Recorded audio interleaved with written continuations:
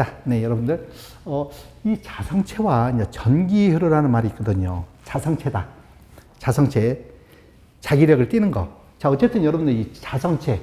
그러면 이 자성체는 자기회로라는 게 있고 또 이제 전기회로가 이렇게 있을 텐데 뭐 여러분들이 전기를 처음 시작하신 분들은 아, 그래. 전기가 흐르는 선.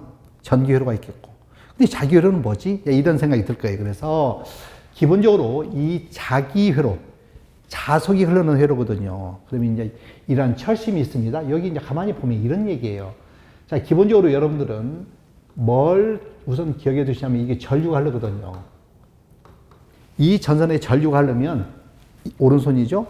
이 손으로 전류가 흐르면 이 손가락 방향으로 자속이 발생한다는 게 일단 기억해 둬야 돼요. 이 방향으로 자속이 발생한다. 그리고 이 자속의 단위는 WB라고 쓰고 웨버라고 있는 것을 참고로 알아둬요. 자, 그러면 전류가 흐르는데 이제 자속이 발생이 되는데 우리는 이제 이런 코일이 있거든요. 여기 가만히 보면 이게 코일이거든요. 이런 코일이 있다는 얘기는 자, 이렇게 보시는 거예요. 코일. 그러면 만약에 전류가 흘러갑니다. 그러면 이 전류에서 자속이 발생하죠. 이 흘러가는 위쪽으로 가는 전류에서 자속이 발생한다는 걸 아셔야 돼. 그러면 요놈에 의한 자속, 요놈에 의한 자속, 요 선에 의한 자속이 요 통 안으로 이렇게 발생이 됩니다. 이게 자속이거든요. 그러면 자, 앙페르 오른손 법칙에서 전류가 흘러가면 요 선으로 자속이 발생한다? 요리 이렇게 자속이 발생하거든요. 이 자속입니다. 자속. 자속이 와 같이 이게 흐르는 이 회로를 뭐라고 한다? 자기회로다. 자속이 흘러간 이렇게 표현하는 거예요. 자, 그러면 기본적으로 이렇게 전류가 흐를 때 자속이 나오는 걸 뭐라고 한다? 암페어의 오른손 법칙이에요. 암페어의 오른손 법칙. 기억해 두십시오. 이 암페어의 오른손 법칙은 또는 오른 나사 법칙이라고도 하는데 이 자속과 전류는 비례한다고 해서 이 자속과 전류는 항상 비례 관계예요. 전류가 안 흐르면 자속도 안 나옵니다.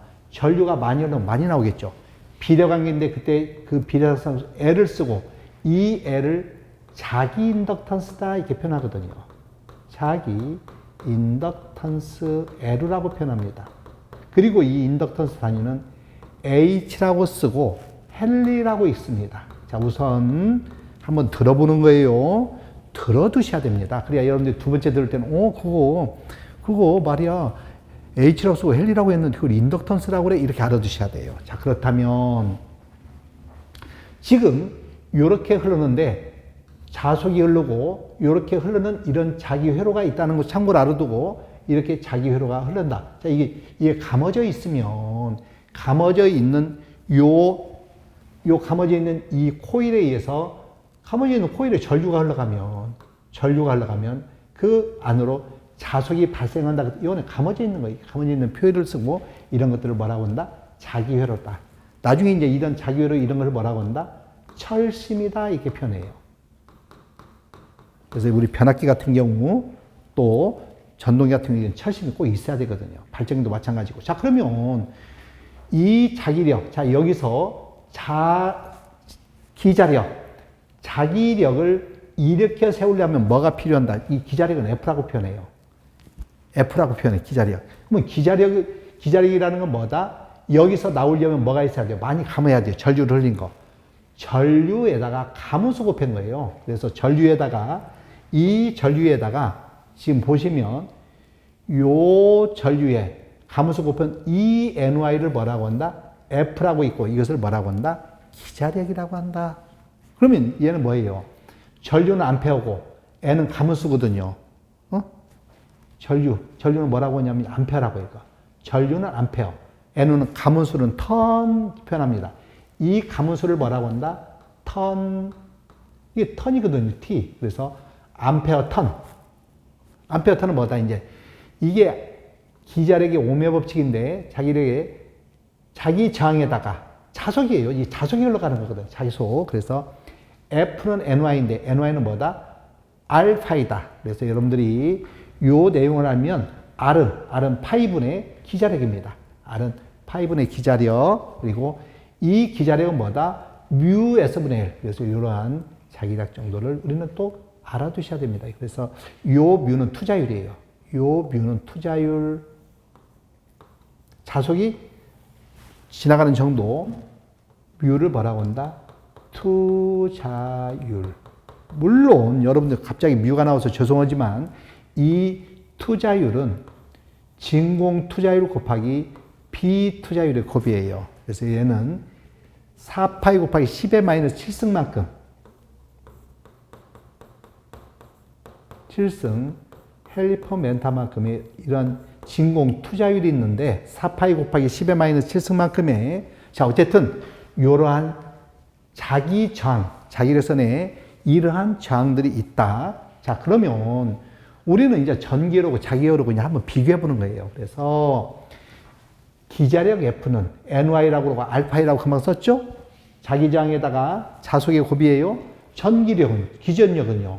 기전력은 IR이죠. 그래서 비교해보고 그럼 파이는요. 파이는 R분의 F라고 쓰죠. 전류는요. R분의 2라고 씁니다. 요 2는 기전력이고 요 F는 뭐라고 한다? 기자력이라고 한다. 그런 얘기예요. 자기장 R은요. 뮤 S분의 1입니다. 뮤 S분의 1. 전기장은요. R은 로 A분의 1이죠. 로 S분의 1 면적입니다. 이 로를 고유장이라고 하고 이 고유장의 역수를 뭐라고 한다? 도전율이라고 한다. K를 뭐라고 한다? 도전율. 그래서 한 번 정도 이렇게 한다는 정도를 한번 살펴보시는 거예요. 투자율, 자속이 투가 되는 비율, 잘 통하는 비율, 투자율을 뮤라고 하고 헬리퍼멘트하고 자 여기서는 도전율 K는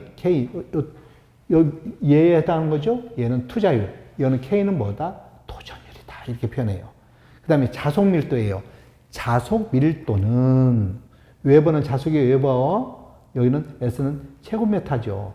그래서 면적당 자속을 뭐라고 한다? 자속 밀도 B라고 한다. 전류 밀도입니다. 전류 밀도는 면적당 전류예요. 그래서 암페어 퍼 제곱미터를 뭐라고 한다? 전류 밀도라고 표현한다. 그래서 이러한 그러니까 자기회로가 있으면 뭐가 있다? 전기회로. 전기회로는 예를 들어서 기전력입니다. 기전력이 있고 여기 이제 R이 있으면 R 여기에 전류가 흘러가죠. 이런 모양이죠. 이런 게 이제 전기회로가 되겠죠. I는 R분의 2죠. I는 R분의 2 이런 것을 우리는 뭐라고 한다? ohm의 법칙. ohm의 법칙. 그래서 좀 보면 처음에는 이게 뭐지 하지만 한 번 보고 두 번 보고 세 번 보면 나중에 이제 이놈은 비교하는 문제가 잘 나오지 않습니까? 그래서 이러한 자기회로와 전기회로의 대응 관계가 있다. 이런 정도를 여러분들이 봐 주시면 좋겠습니다. 네.